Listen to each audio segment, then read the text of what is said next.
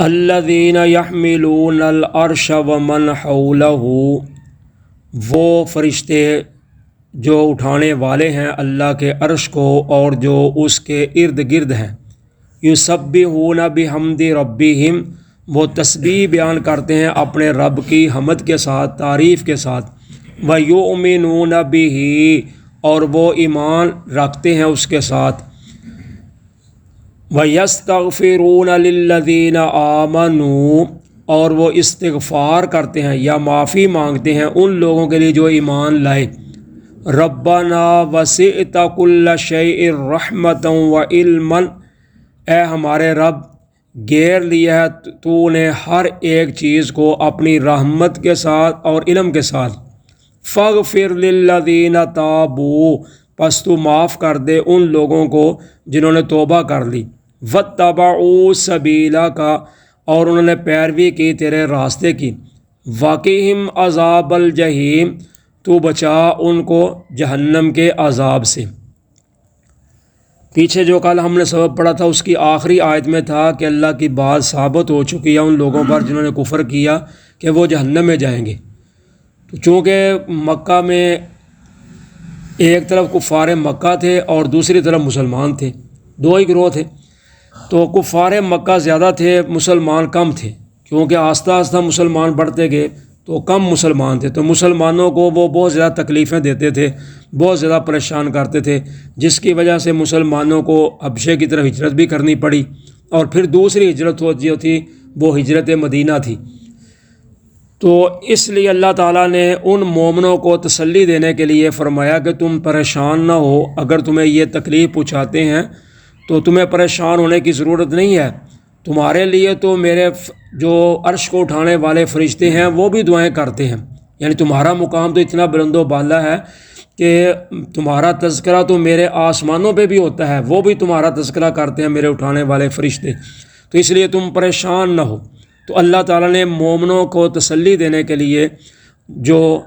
اور فرشتے اللہ کے مقرب ہیں اور جو ان کی ڈیوٹی ہے اس کا تذکرہ کیا ہے، اور مومنوں کے حق میں جو وہ دعائیں کرتے ہیں ان کا تذکرہ کیا ہے، یعنی مومن کی اتنی شان ہے، جس طرح حدیث میں آتا ہے نبی اکرم صلی اللہ علیہ وسلم نے ایک دفعہ بیت اللہ کو مخاطب کر کے فرمایا تھا کہ اللہ کے گھر تیری شان، تیری عظمت سب سے بلند و بالا ہے، لیکن تجھ سے بھی مومن کی شان جو ہے وہ زیادہ ہے، تو اس لیے مومن کی شان اللہ کے نزدیک بہت زیادہ ہے۔ تو دیکھیں کہ ایمان والوں کے لیے جہاں انہوں نے آپ خود اللہ سے معافی مانگنی ہے، استغفار کرنا ہے، وہاں ان کے لیے فرشتے بھی دعائیں کر رہے ہیں، اور وہ فرشتے کر رہے ہیں جو اللہ کے زیادہ قریبی ہیں، یعنی مقرب فرشتے ہیں جنہوں نے اللہ کا عرش اٹھایا ہوا ہے۔ تو جیسے میں نے کل شاید بیان کیا تھا، بتایا تھا کہ اللہ تعالیٰ کے اس وقت جو عرش کو اٹھانے والے ہیں وہ 4 فرشتے ہیں،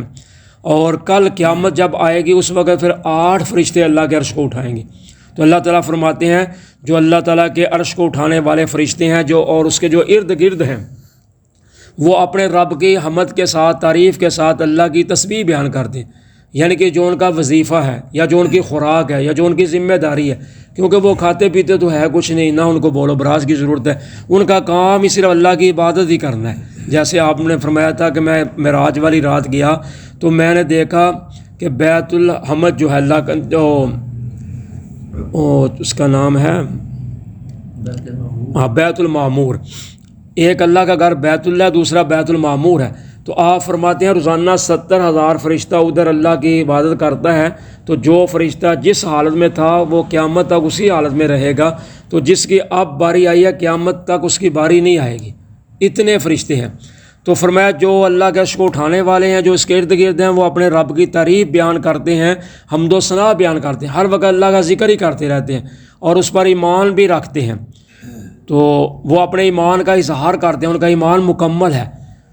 تو فرمایا ساتھ وہ مغفرت کی دعا کرتے ہیں ان لوگوں کے لیے جو ایمان لائے، تو کہتے ہیں ہمارے رب آپ کی جو رحمت ہے نا اس نے ہر چیز کو گھیرے ہوا ہے، یعنی تم نے اپنی رحمت کے ساتھ ہر چیز کو اپنے علم کے ساتھ گھیرے ہوا ہے، تو اے ہمارے رب تو ان لوگوں کو معاف کر دے جنہوں نے توبہ کر لی اور انہوں نے تیرے راستے کی پیروی کر لی، ان کو تو جہنم کے عذاب سے بچا لے، کہ جب وہ ایمان لے آئے ہیں، توبہ کر لی ہے سچی، اب تیرے راستے پہ چل رہے ہیں تو ان کو جہنم کے عذاب سے بچا لے۔ یہ پہلی دعا ہے۔ ربنا وادخلہم جنات عدن التی وعدتہم، اے ہمارے رب تو ان کو داخل کر ہمیشگی والے باغوں میں، وہ باغ جن کا تو نے ان سے وعدہ کیا ہوا ہے، ومن صلح،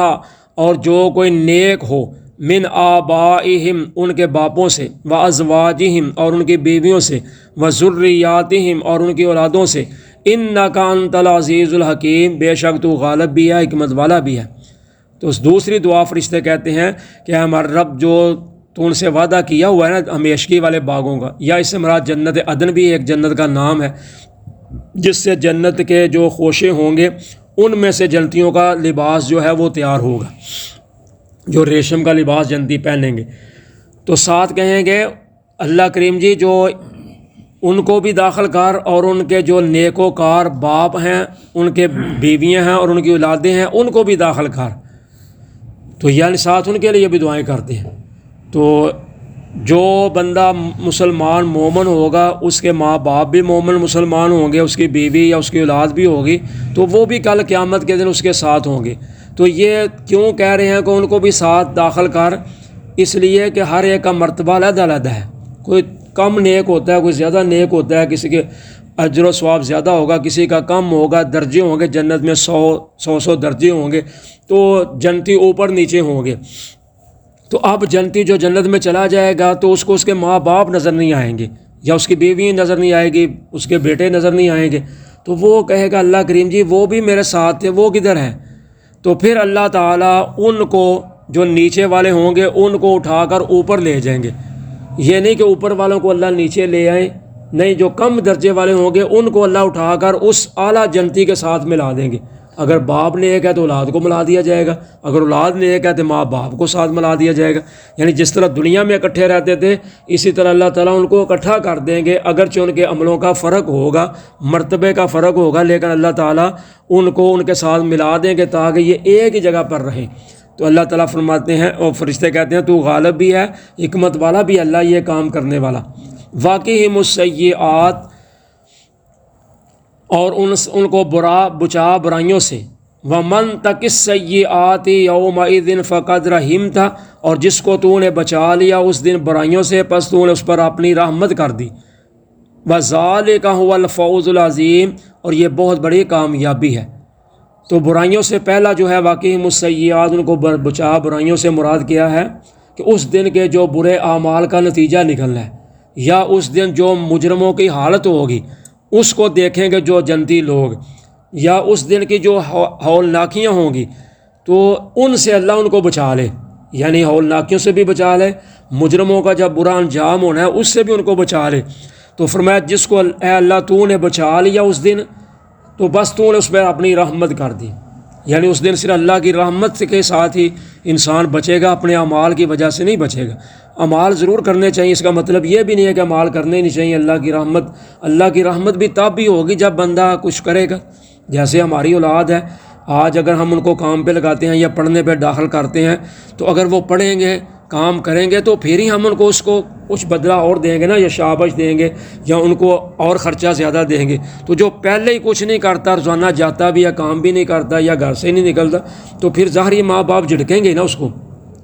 تو یہ ہے جس کو اللہ نے بچا لیا، اس پر رحمت کر دی، اور ساتھ فرمایا یہ بہت بڑی کامیابی ہے۔ تو ایک ہے جہنم سے بچ جانا، یہ بھی کامیابی ہے، اور دوسری بڑی کامیابی یہ ہے بچ کر جنت میں بھی چلے جانا۔ کیونکہ کچھ لوگ ایسے ہوں گے جو پیچھے ہم نے 8ویں پارے میں سورہ الاعراف پڑھی ہے، جن کی نیکیاں اور برائیاں برابر ہوں گی،